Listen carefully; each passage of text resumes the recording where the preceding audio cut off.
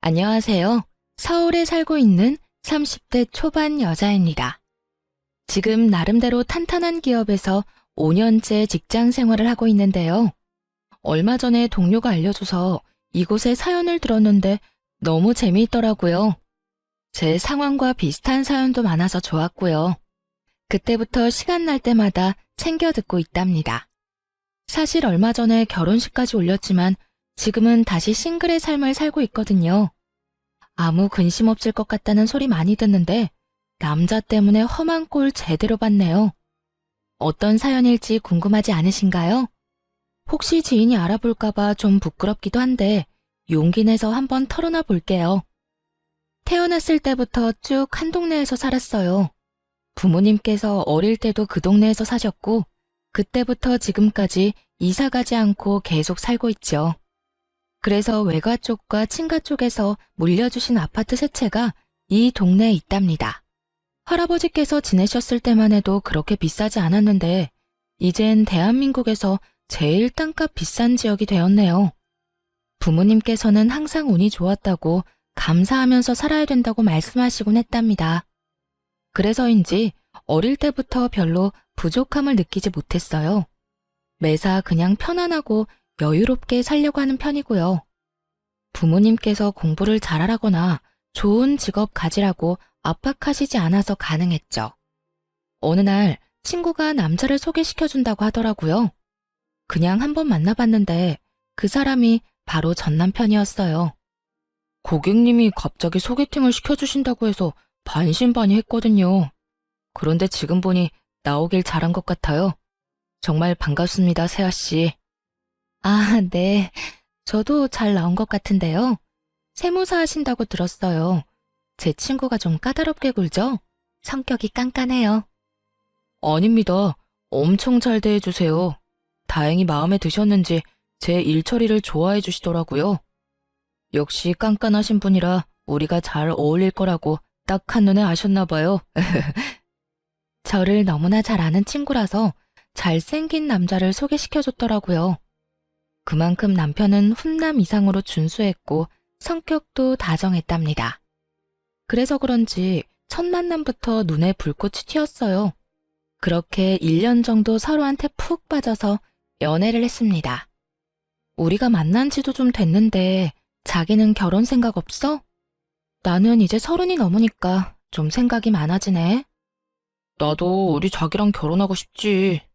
근데 그 전에 말해야 할 게 있어. 무슨 말인데 그렇게 뜸을 들여? 갑자기 막 무서워지려고 해. 우리 가족이랑 집안 상황에 대해서야. 가끔 자기 말 들어보면 강남에 살고 부모님도 경제적으로 여유 있으신 것 같더라. 자기도 사랑 많이 받고 자랐다는 게 느껴져. 근데 난 완전히 반대거든. 거의 개천에서 용난 케이스라고 할까? 그래서 자기한테 우리 집 얘기하기가 좀 그렇더라고. 그랬구나. 그러고 보니 자기 가족들 얘기는 거의 들어본 적이 없네. 또 자기가 지금 혼자 사니까 별로 가족들 생각은 안 해봤어. 우리 집은 아직도 상가주택에 전세로 살아. 내가 어릴 때부터 방 2개 있는 집에서 동생 2명이랑 부모님이랑 계속 살았어. 나는 회계사 시험 합격하자마자 바로 독립했고. 안 그러면 진짜 미칠 것 같았거든. 정말 많이 힘들었겠다. 나한테 이렇게 솔직하게 말해줘서 고마워. 난 자기 자체를 사랑하고 좋은 사람인 거 아니까 결혼하고 싶은 거야. 자기 가족들이면 다 좋은 분들일 것 같아. 지금 생각하니 저딴 소리를 왜 했나 기야말 일이네요. 그래도 그때는 남자에 미쳐서 온 세상이 꽃밭이었거든요. 둘이서 어떤 어려움이 닥쳐도 이겨나갈 수 있고 남편의 가족들하고도 잘 지낼 수 있을 거라고 생각했어요. 그때까지 살면서 별로 험한 일 안 겪었고 온실 속의 화초처럼 자라서 그랬나 봐요. 사실 남편의 직업이 괜찮으니까 같이 벌면 여유롭게 살 수 있을 거라고 생각했어요. 하지만 결혼이 파탄난 후에야 뼈저리게 느끼게 되었죠. 역시나 남의 집 가장은 함부로 빼오는 게 아니라는 것을요.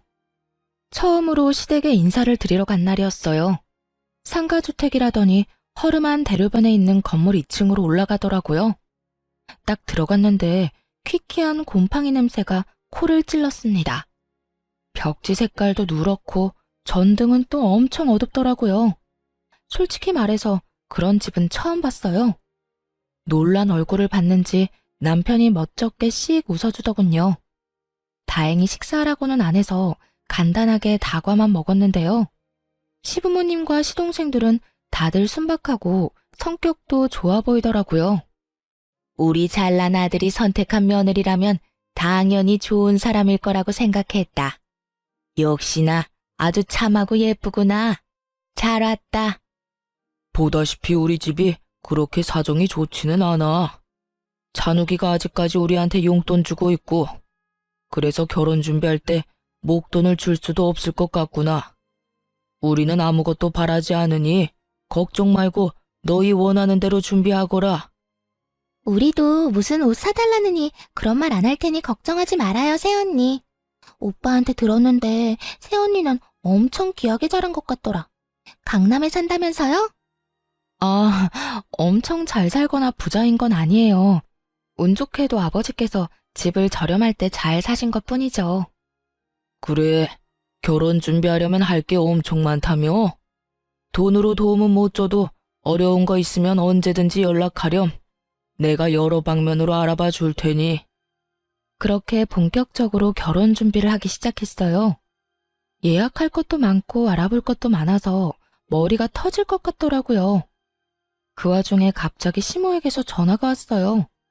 지금 회사 앞이라면서 근처 커피숍에서 만나자고 하더군요.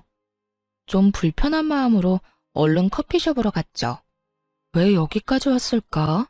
궁금하기도 했지만 아직 결혼하기 전이라 좀 어려웠거든요.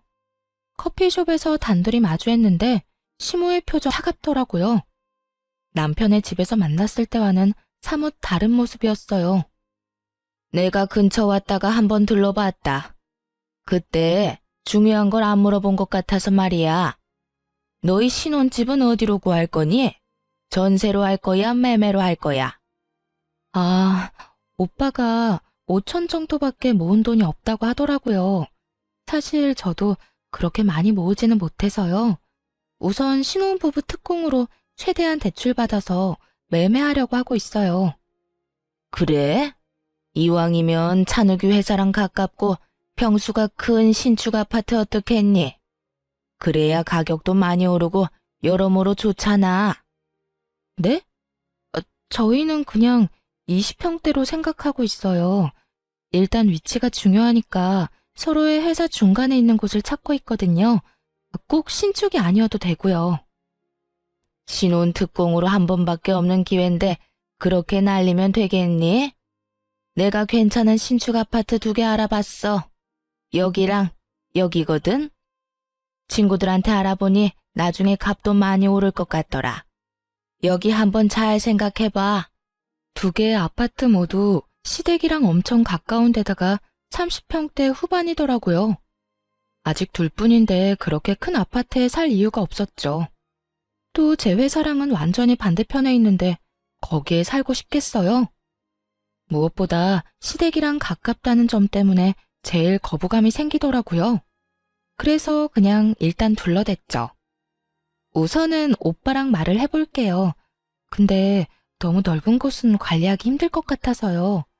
저도 봐둔 아파트가 있어서 그거랑 한번 비교해 볼게요. 너도 실물을 직접 보면 좋다고 할 거야.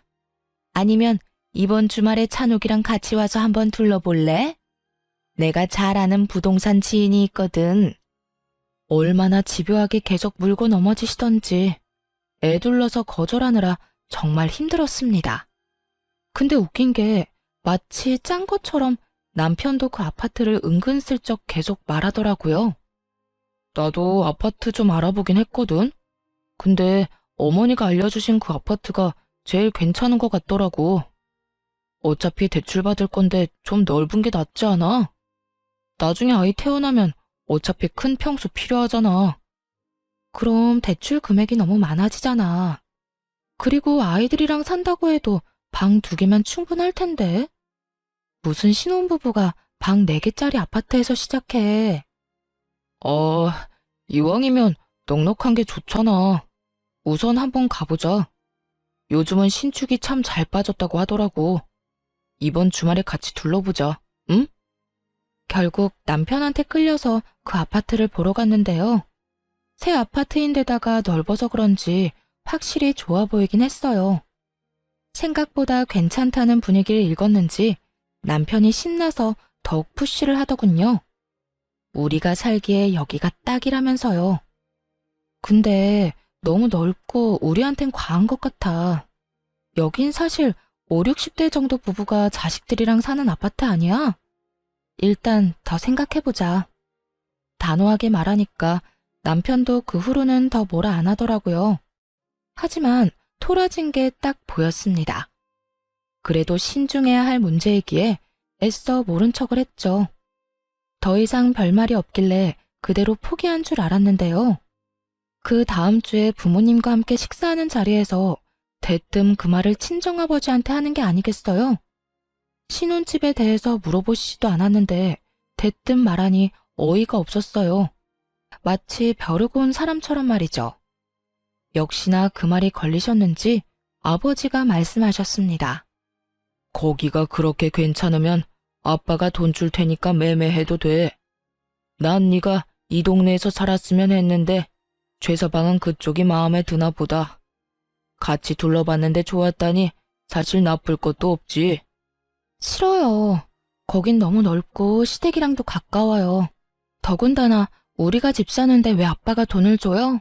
진짜 괜찮아요. 하나뿐인 외동딸이 결혼하는데 아빠가 그 정도도 못 해주겠어? 사실 네가 우리 집 근처에서 살고 싶다고 하면 아파트 하나 그냥 주려고 했었어. 근데 다른 동네가 좋다니 아쉽지만 아빠가 그 정도 선물은 할 수 있지. 최서방한테는 내가 아는 은행에서 저렴하게 대출해줬다고 하고 매매해. 괜한 부담은 갖지 말고. 몇 번이나 거절했지만 부모님이 계속 말씀하셔서 마음이 흔들리더라고요. 결국 아버지가 1억을 뺀 나머지 매매 금액을 빌려주시기로 했어요. 남편한테는 아버지가 시킨 대로 말했죠. 아버지 친구가 은행 지점장이라서 대출 이자를 엄청 괜찮게 쳐주신대. 그래서 거기에 내 이름으로 대출 받으면 될 것 같아. 그래? 진짜 잘 됐다. 역시 내가 장가 하나는 잘 간다니까. 처갓집이 능력 있으니까 도움을 많이 받네. 진짜 고마워, 자기. 어차피 빌리는 건 똑같은데 뭐. 대신 대출이자 더 낼 테니까 아파트는 내 명의로 하는 게 어때? 그건 좀 아니지 않아? 차라리 이자를 내가 더 내고 내 명의로 하면 모를까. 그건 절대 안 돼. 무조건 공동 명의로 해야지. 남편은 생각보다 훨씬 더 화를 내면서 절대 안 된다고 펄쩍 뛰더라고요. 반대할 줄은 알았지만 사실 제 입장에선 좀 억울하죠. 우리 아버지가 90% 정도 돈을 대주는 건데 아버지 명의로 해야 할 판 아닌가요? 아버지가 말하지 말라고 당부하셔서 어쩔 수 없이 결국 공동 명의로 매매하고 말았죠. 넓은 집을 꾸미려니까 가전이며 가구에 쏟아야 하는 돈도 장난이 아니더라고요. 부모님이 도와주시겠다고 했지만 이번에는 확실히 거절하고 카드를 긁었습니다. 그 와중에 시댁은 진짜 100만 원도 안 보태주시더군요. 뭐 사실 그런 집에 사시는 걸 봤으니 서운한 마음도 안 들었어요. 어차피 다 알고 시작한 거니까 괜히 기대하지 말자고 생각했죠. 그냥 착한 시댁 식구들과 좋은 가족이 되었으면 좋겠다는 바람뿐이었어요. 그래도 신혼집이 시댁이랑 걸어서 20분 거리라 너무 가까워 걱정이 되긴 했어요. 혹시 아무 때나 찾아오면 어쩌나 하고요. 왜 불안한 예감은 틀리지 않는지 그 걱정은 빠르게 현실이 되었답니다. 신혼여행에서 돌아온 날부터 매일 시모가 전화해서 언제 집들이 할 거냐고 묻더군요. 아직 집 정리도 안 끝났고 여행에서 막 돌아와 정신이 하나도 없는 상태인데 얼마나 재촉을 하던지 결국 그 다음 주말에 바로 집들이를 하게 됐죠.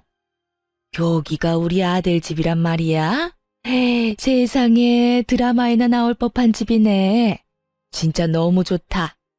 역시 새 집이 다르다니까. 내 말 듣기를 잘했지? 오빠, 집 진짜 좋다. 와, 스타일러도 있네. 새언니네가 역시 좀 사나 보다. TV도 완전 비싼 거네. 우리 집 콧구멍만한 TV만 보다가 이거 보니까 완전 극장이다, 극장. 시댁 식구들은 집들이 내내 아주 떠들썩했어요. 근데 진짜 웃긴 게 뭔지 아시나요? 집들이 온다면서 주스 한 병도 안 사왔더라고요. 저는 시댁 식구들 온다고 진짜 준비 많이 했거든요. 음식 재료들 사서 하루 종일 요리하고 배달 음식도 시켰죠.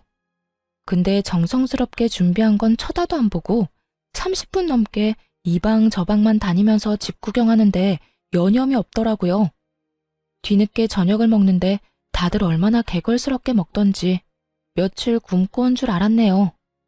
집이 좋으니까 음식도 다 맛있다 얘. 이거 네가 한 거 아니지? 다 사온 거지? 넌 좋겠다. 잘난 남편 만나서 이렇게 대궐 같은 집에서 결혼 생활 시작하고 말이야. 진짜 복 받은 줄 알아. 그러게 말이야. 우리 오빠 완전 인생 역전했네. 나도 여기 살고 싶어. 오빠, 우리 집 가기 싫어. 가면 너무 우울하단 말이야. 여기 있다가 가면 더 우울할 것 같아. 그건 안주인인 세연이한테 물어봐야지. 여기 남는 방도 많은데 한번 말이나 해봐. 그나저나 여기 공동명의로 한 거 맞지?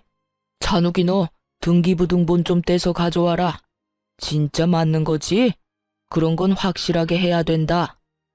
어째 점점 기분이 나빠지더라고요.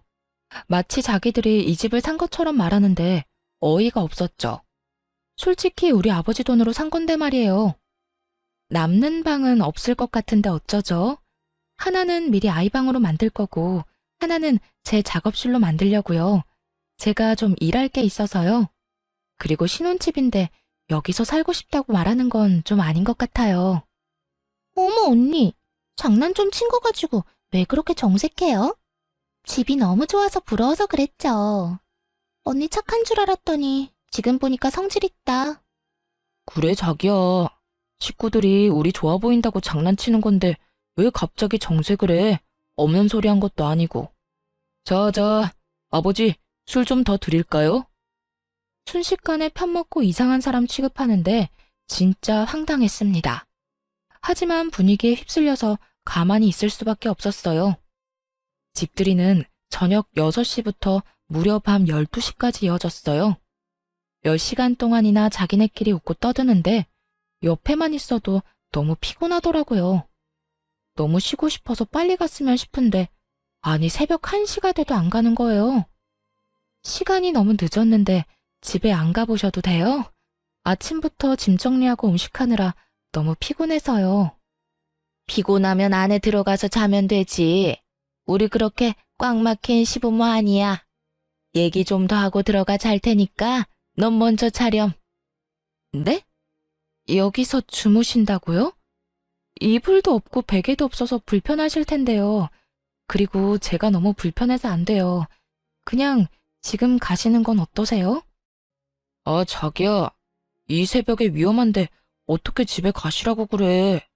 어차피 내일 일도 안 하는데 어때? 주무시고 가세요. 너네도 자고 가. 편하게 해, 편하게. 이제 우리 가족이잖아. 남편도 거나하게 취했는지 저 소리만 반복하다가 거실에 푹 쓰러져서 자더군요. 그러자마자 마치 짝이라도 한 듯이 시모랑 시누이가 방으로 쏙 들어가는 거 있죠? 시부랑 시동생도 다른 방으로 쏙 들어가 버렸고요. 아까까지만 해도 취해서 미적미적 대더니만 방으로 갈 때는 얼마나 민첩하던지요. 아주 첩보 작전이라도 짜고 왔는 줄 알았네요. 뭐 사실 자기들끼리 다 계획 짜고 온 거였겠죠. 너무 기가 막히고 이게 도대체 뭔 일인가 싶어 잠을 설쳤답니다. 그리고 다음날 아침 거실이 왁자지껄 시끄러워서 나가봤어요. 시댁 식구들이 아주 자기 집처럼 텔레비전을 크게 틀어놓고 깔깔대고 있더라고요. 저를 발견한 시무가 앙칼지게 말했죠. 해가 중천에 떴는데 지금 일어났니? 아무리 그래도 시부모가 집에 있는데 일찍 일어나서 아침밥 차릴 생각은 해야지. 어제 술 먹어서 다들 속쓰린데 얼른 해장국 좀 끓여봐라. 아직 시부모가 어려울 때였으니 어쩌겠어요. 결국 아무 말도 못하고 바보처럼 허겁지겁 북엇국 끓이고 밥하고 그랬네요.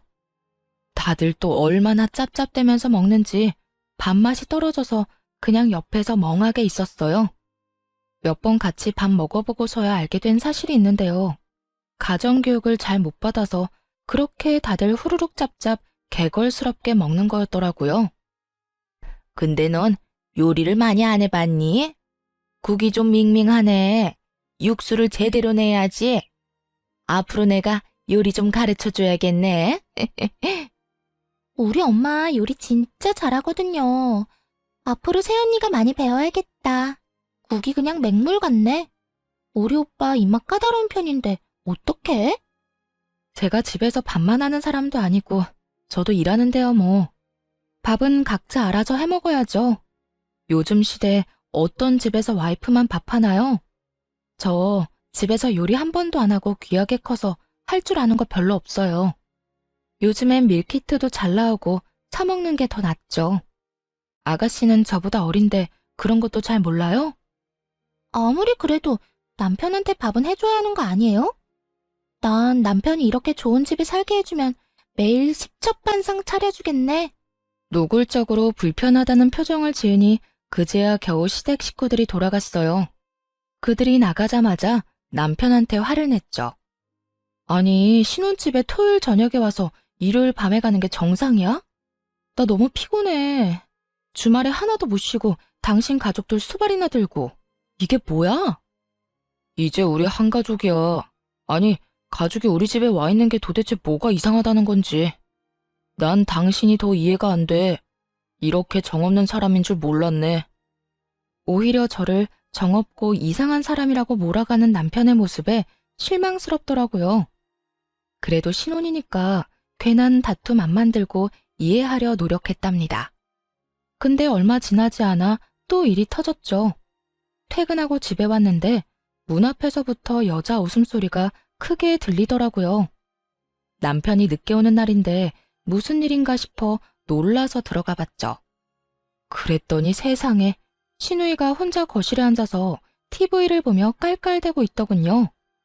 아니 아가씨, 지금 남의 집에서 뭐해요? 오빠는요?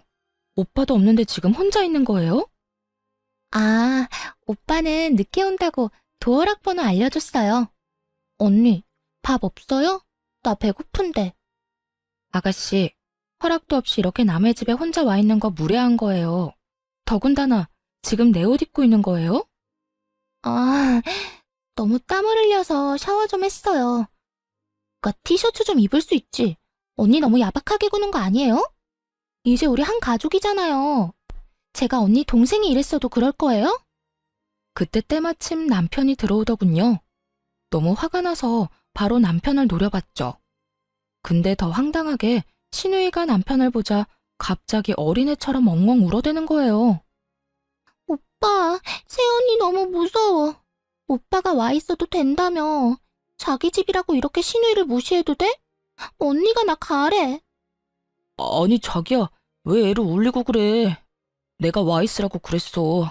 솔직히 자기 친동생이었어도 이렇게 홀대했겠어? 둘이 짰어? 내 동생이었으면 여기 이렇게 와 있지도 못해. 아, 나 피곤해서 더 이상 말싸움할 힘도 없으니까 아가씨, 오늘은 그만 가줘요. 아, 진짜 당신이 그러면 내 입장이 뭐가 돼?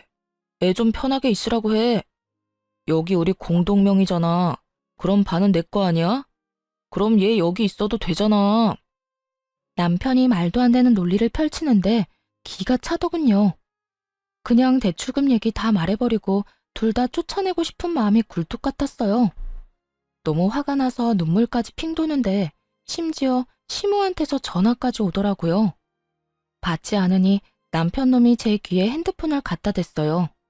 그러자 시모가 아주 호들갑을 떨면서 말하더군요. 이거 미안해서 어쩌니? 지금 애들 방 천장에 물이 새서 내가 급한 대로 거기로 보냈어. 거기밖에 갈 데가 없잖아. 가족이 바로 근처 큰 집에 사는데 다른 곳으로 갈 필요가 있니? 미안하지만 한 며칠만 좀 데리고 있어줘. 말도 없이 이렇게 쳐들어오는 건 아닌 것 같네요. 이미 밤이 늦었으니까 아가씨는 오늘 재우고 내일 내보낼게요. 넌 맏며느리가 돼서 어쩜 그렇게 야박한 소리를 하니? 아니, 그리고 막말로 그게 다 네 집이니? 우리 아들 집에 간다는데 네가 왜 오라 말아야? 그때 남편이 전화를 확 뺐더니 이딴 말을 하더군요. 걱정 마시고 찬성이도 오라고 하세요. 집에 물난리가 났다는데 당연히 여기로 와야죠. 그렇게 하시고 끊어요. 당신, 지금 나한텐 한마디 상의도 없이 이게 무슨 독단적인 행동이야? 내가 안 된다고 말씀드렸잖아. 지금 내 말 무시하는 거야? 너야말로 우리 가족 무시해? 집 가난하고 집에 물 새고 그런다고 지금 무시하는 거냐고. 집에 물이 새는 게 무슨 죄야? 남편이 처음으로 그렇게 버럭버럭 큰 소리로 화내는데 정말 너무 놀랐어요. 입에서 말도 안 나오더라고요. 그때 아주 기다렸다는 듯이 시동생도 짐가방까지 싸들고 집으로 들어왔답니다. 아가씨나 도련님이나 하루 이틀 정도는 친구 집에서 자면 될 거 아냐. 꼭 여기에서 지내야 할 이유라도 있어? 그럼 오빠가 바로 근처에 사는데 굳이 남의 집 갈 이유는 있어? 너도 고집 좀 그만 피워. 밤이 늦었으니까 일단 애들 먼저 재우고, 야, 너는 저 방 쓰고 넌 저 방 쓰면 돼. 신경 안 쓰이게 조용히 잘 지내. 알았어? 알았어. 채연이 진짜 무섭다 무서워. 집 없는 사람 서러워서 어디 살겠어? 나도 남자 잘 만나서 이런 집에서 살고 싶다. 신우이랑 시동생은 마치 지네들 방인 양 자연스럽게 쏙 들어가 버리더라고요. 뭐라 말할 틈도 없었습니다. 결국 그 밤에 대판 싸우고 남편은 거실 소파에서 잤답니다. 서로 얼굴 보지도 않고 출근해서 하루 종일 기분 나쁜 상태로 지냈고요. 그런데 퇴근하고 집에 와봤더니 무슨 상황이 벌어진 줄 아세요? 직접 두 눈으로 보고도 못 믿겠더라고요.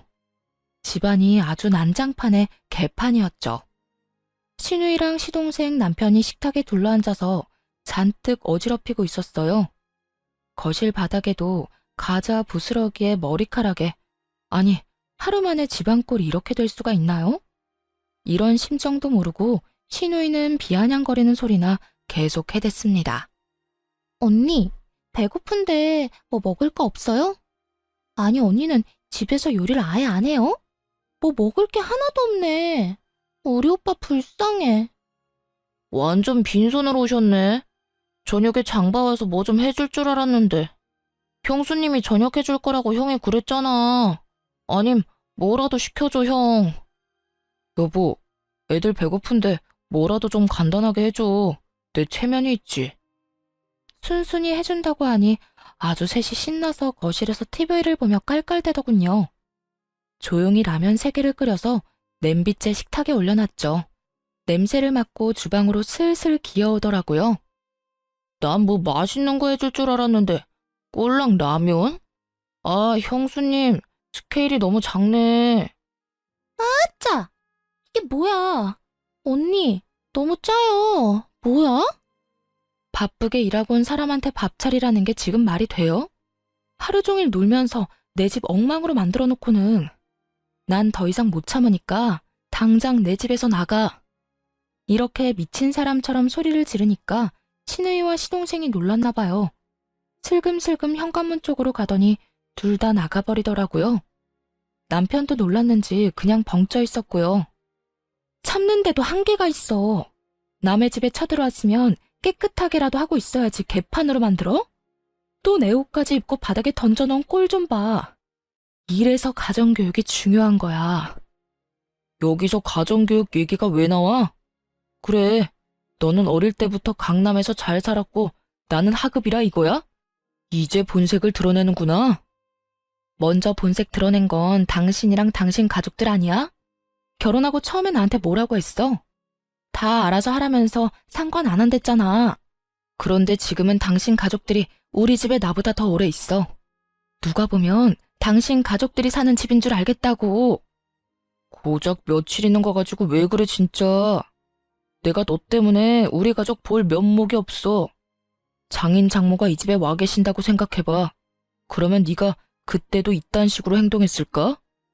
몇 번을 말해. 그런 상황 자체를 안 만든다고. 당신 가족들이 들락거리느라 우리 부모님은 아직 여기 와보지도 못하셨어. 그건 알고서 지금 그딴 말을 하는 거야? 그 후로 2주 넘게 남편이랑 눈만 마주치면 싸웠어요. 남편만 봐도 너무 스트레스를 받아서 일부러 야근하고 늦게 들어왔고요. 어차피 방도 많겠다. 남편한테 다른 방 가서 자라고 해버렸죠. 남편과 시댁 식구들의 행동에 질려버려서 정이 뚝뚝 떨어졌거든요. 시댁 인간들도 더 이상 연락 안 하길래 이제 좀 잠잠해지려나 했는데요. 그게 폭풍 전야였다는 걸 그땐 알지 못했죠. 남편의 생일이 다가오자 어떻게 해야 될지 혼자 고민을 했어요. 하루에 한마디도 안 섞을 정도로 사이가 안 좋아졌거든요. 남편도 여전히 냉랭하게 대하길래 될 대로 되라 하고 그냥 아무것도 안 했죠. 근데 남편 생일날 퇴근하고 집에 가보니 어떤 일이 벌어진 줄 아세요? 세상에, 시댁 식구들이 다 와 있는 거 있죠? 아주 잔치라도 하는 것처럼 떠들썩 하더군요. 시모는 제 집인 양 주방에서 신나게 요리를 하고 있었고, 나머지 시댁 식구들과 남편놈은 거실에서 껄껄대면서 텔레비전을 보고 있더라고요. 더 웃긴 건 아무도 저한테 인사조차 하지 않았다는 거예요. 주방에서 요리하는 시모를 보니 제가 산 주방 도구들을 마구잡이로 쓰고 있더군요. 그 모습을 보니까 화가 확 나더라고요. 지금 뭐 하세요? 온다고 말도 없으셨잖아요. 이건 다 뭐예요? 우리 장남 생일인데 마누라인 네가 아무것도 안 하고 있다잖니. 엄마인 나라도 미역국을 끓여줘야지 어떡하니? 내가 못나서 우리 아들이 마누라한테 미움을 받는다는데. 그리고 우리가 간다고 미리 말했으면 네가 올시구나 하고 오라고 했겠어? 또 저만 나쁜 사람 만드시네요. 생일 때문에 온다고 하셨으면 저도 같이 준비하든가 외식을 하든가 했겠죠. 저 사람도 오늘까지 아무 말 안 했어요. 네가 찬바람 쌩쌩 불고 무서워 죽겠다는데 뭔 말을 하겠니? 너는 우리가 그렇게 싫으니? 이제 한 가족 아니니? 너 좋아한다는 갈비찜도 하고 밑반찬도 잔뜩 해다가 냉장고에 넣어놨다. 우리 오늘 같이 먹고 얘기 좀 하면서 풀어보자. 시모가 눈물까지 글썽거리면서 손을 잡고 이런 말을 하니 괜히 저도 너무했나 싶고 잘못한 것 같은 마음도 들더라고요. 그래서 시모를 도와서 밥 차리고 다 같이 모여서 저녁을 먹었죠. 시누이가 사온 케이크를 두고 생일 축하 노래도 부르고요. 정말 오랜만에 화기애애한 분위기가 이어졌어요. 새언니, 우리 너무 미워하지 말아요. 언니가 깔끔한 사람인 거 잘 알았으니까 앞으로 조심할게요. 가끔씩 여기 놀러와도 좀 따뜻하게 대해줘요. 너 대신 내가 네 남편 생일상도 차려주고 음식도 다 해줬다. 솔직히 나 같은 시어머니 있나 한번 찾아봐라. 이렇게 잘해주는 시어머니 진짜 없다. 맞아. 우리 엄마 같은 사람 진짜 없어. 자기한테 뭐라고 하지도 않고 밥도 해주고 말이야. 이렇게 투덕대는 것도 다 가족이 되는 가정이지 뭐. 나도 그동안 미안했어. 자기, 우리 오늘로 다 푸는 거다. 그날 밤에 같이 농담도 하고 시부모의 옛날 얘기도 들었습니다. 거의 새벽 2시까지 가볍게 맥주도 마시며 그동안 쌓인 걸 풀었어요. 시간이 늦어서 다들 우리 집에서 자고 가기로 했고요.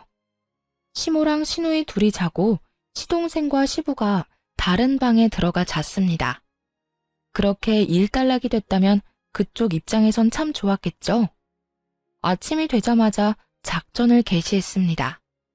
시댁 식구들이 자고 있는 방마다 들어가서 냄비를 신나게 두드려댔어요. 특히 시모랑 시누이 귀에 대고 더 크게 쾅쾅 두드려댔죠. 아유 시끄러. 귀 찢어지겠네. 얘가 지금 아침부터 미쳤나? 그만하지 못해? 여보, 뭐 하는 거야? 뭐 잘못 먹었어? 그만해, 그만하라고. 남편이 손에서 냄비와 국자를 뺏으려고 달려들었죠. 이에 질세라 그 국자로 남편 머리를 팍 세게 쳐버렸답니다. 정신 나간 건 너네들이지. 당장 옷들 주워 입고 내 집에서 나가. 너도 나가, 당장. 뭐?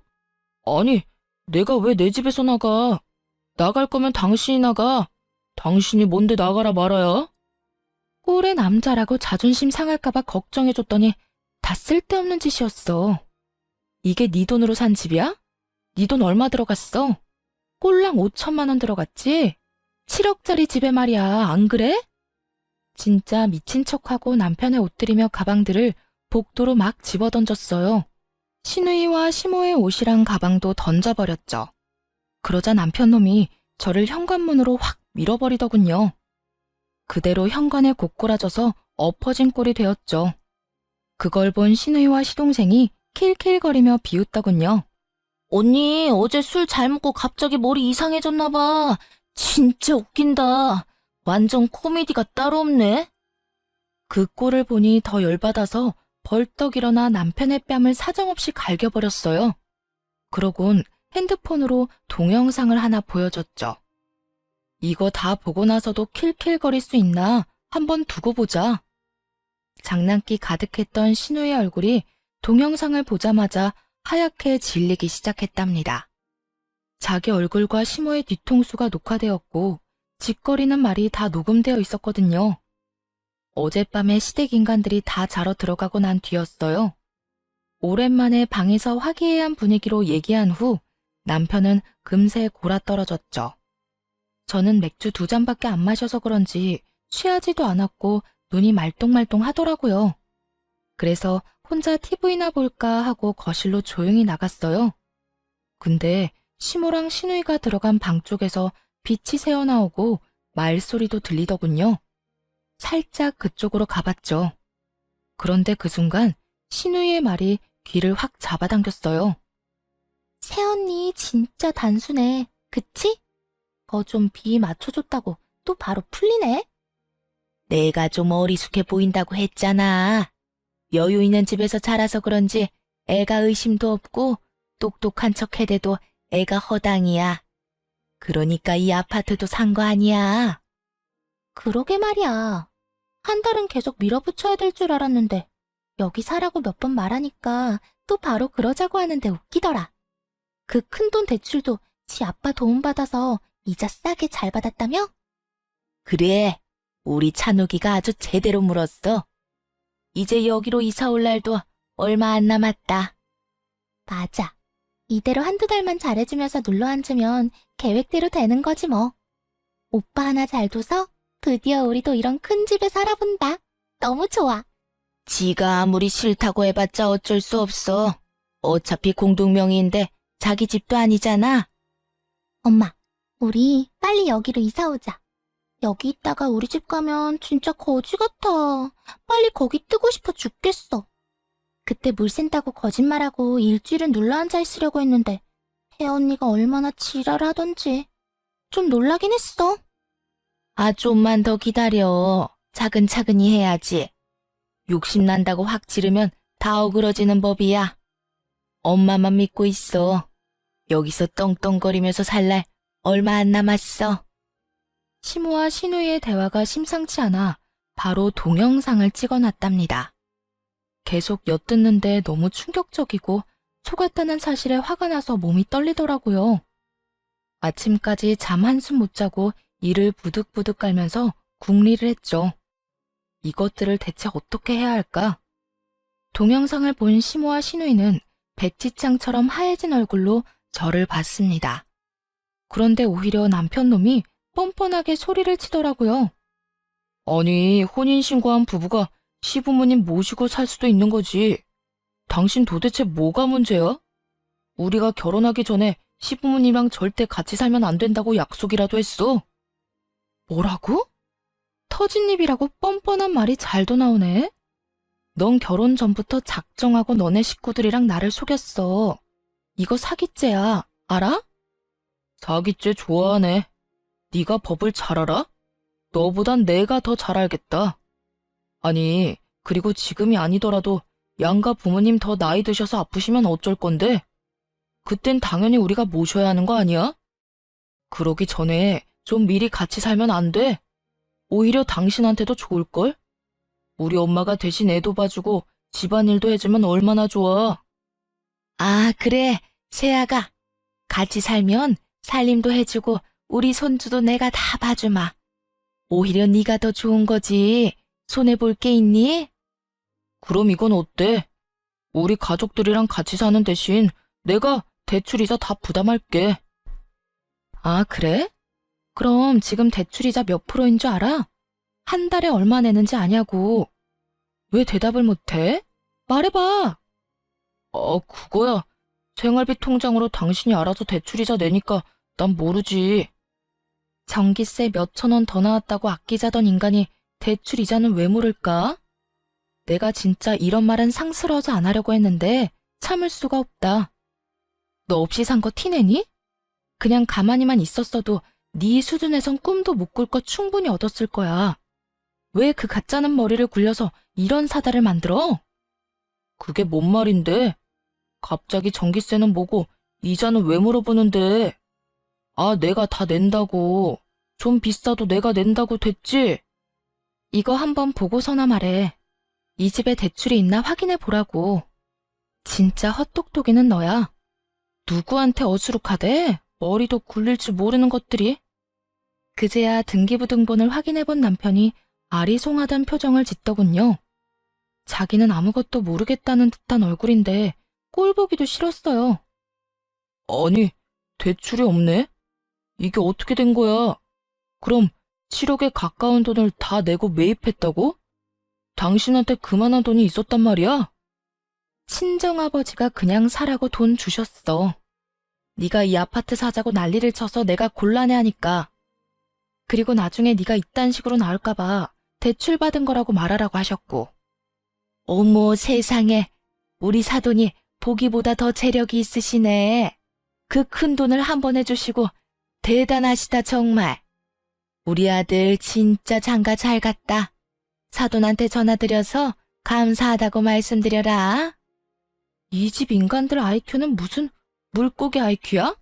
내가 지금까지 말한 거 뭐 들었어? 다 나가라고 내 집에서. 네 돈 달랑 5천 들어갔고 내 돈 7억 들어갔으니까 나가라고. 나가기는 내가 왜 나가? 엄연히 이 집 공동명이야. 이거 왜 이래? 그렇게 걱정이 됐으면 아예 처음부터 말하고 당신 명의로만 하든가. 그런데 그냥 바보같이 공동명의로 한 거잖아. 이제 와서 뭐 어쩔 건데? 무식하면 용감하다더니 딱 그 짝이더라고요. 눈을 까뒤집고 침 튀기며 살벌하게 말하는 남편놈이 더는 인간으로 안 보였습니다. 그래서 그냥 차갑게 비웃으며 말해줬죠. 우리 아버지가 그 큰 돈을 주시면서 그런 것도 안 알아보셨을까봐? 걱정해줘서 고맙다 고마워. 명의 취소 소송 진행할 거니까 걱정하지 마. 네 이름 빼는 건 일도 아니니까. 네가 아무리 그래 봤자다. 넌 엄연히 우리 최 씨 가문으로 시집 왔고 죽어도 우리 집 귀신이야. 우리 아들이 너랑 이혼할 것 같니? 소송을 하든 뭐든 해봐. 우리는 이 집 절대 안 뺏긴다. 내가 왜 그쪽 집안 귀신이에요? 나 아직 법적으로 솔로거든요? 시모가 말하는 꼴이 너무 웃겨서 마구 웃음까지 나오더라고요. 뭐야? 오빠 혼인신고 안 했어? 우리가 혼인신고 결혼식 전에 꼭 하라고 했잖아. 혼인신고 했는데?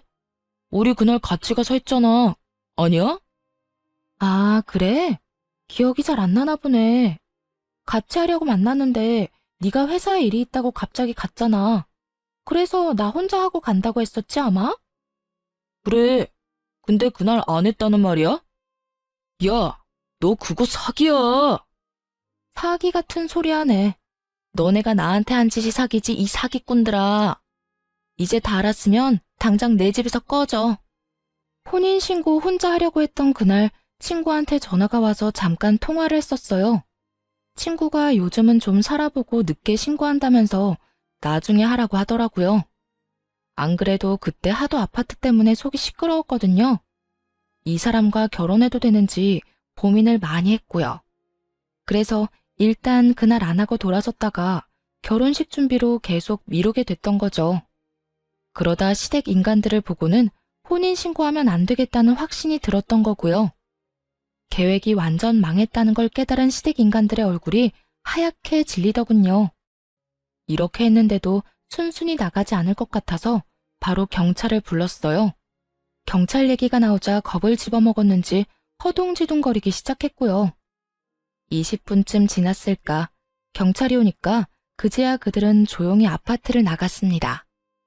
그게 지긋지긋한 그 시댁 식구들의 마지막이었어요. 그렇게 다시 친정집으로 돌아왔습니다. 모든 이야기를 들은 아버지가 바로 명의 취하 소송을 시작하셨죠. 당연히 제가 승소했고 아파트는 제 명의로 변경되었고요. 그 와중에 전 남편 놈이 전화에 대고 메시지까지 보내대서 얼마나 지겨웠는지 몰라요. 눈앞에서 7억짜리 집이 날아갔는데 진짜 죽을 맛이었겠죠. 그러게 왜 부리지 말아야 할 욕심을 부렸을까요? 한 번은 어떤 일이 있었는지 아시나요? 전 남편 놈이 택배 기사라고 속이고 우리 집까지 와서 배를 눌렀더라고요. 택배라고 해서 무심코 나갔다가 전 시모랑 둘이 서 있는 걸 보고 얼마나 놀랐던지요. 전 시모는 저를 보자마자 울먹이면서 무릎을 꿇고 빌기 시작했답니다. 새아가, 다 내 잘못이고 내 탓이다. 나이가 70이 다 돼가는데 여태껏 구질구질하게만 살아서 눈이 돌았나 보다. 아파트 한번 못 살아본 게 너무 아쉬워서 말이야. 아들만 다시 받아준다면 우리는 네 앞에 절대 나타나지 않고 조용히 살게. 제발 우리 아들 좀 용서해주면 안 되겠니? 자기야, 그동안 우리가 사랑했던 시간들을 생각해봐. 이렇게 끝낼 수 있어? 자기만 허락해주면 이제 가족들은 안 보고 살기로 결정했어. 그러니까 자기가 결정해주면 돼. 부모님 안 보고 살겠다고 결심하는 게 쉬운 건 아니잖아. 지금 아무 사이도 아닌데 뭔 결정을 해? 이제 너랑 길에서 마주치지도 않을 거니까 내 눈앞에서 사라져. 네가 그렇게 사랑하는 네 가족들이랑 행복하게 살라고. 내가 너한테 부모 만나지 말라고 한마디라도 했니? 누구한테 뭔 말도 안 되는 덤터기를 씌워. 당장 꺼져. 막말로 당신 집에는 돈 많잖아. 그냥 그 집에서 같이 오손도손 살면 됐을 걸. 이게 뭐야? 내가 당신 입장이었다면 장인 장모 모시고 살았을 거야. 그렇게 네 부모님이 애틋하고 안타까우면 네 돈으로 효도해.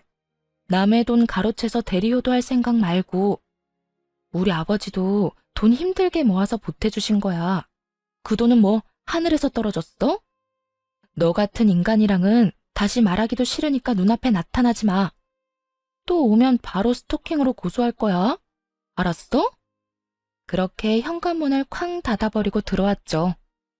고소한다니까 무서웠는지 전 남편 놈은 지 엄마랑 얼른 달아나듯이 가버리더라고요.